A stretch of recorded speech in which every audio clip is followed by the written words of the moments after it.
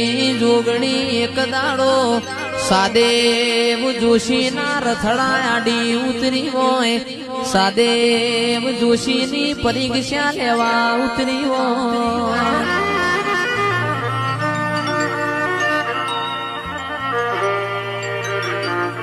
તંદાડ એવું બોલી હોય, એવું બોલી હોય સાદેવ આ પાલેશ્વરી નગરી મારી છે, કોઈથી તન જવા નહીં દઉં, તારો રથડો પાછો વાળ.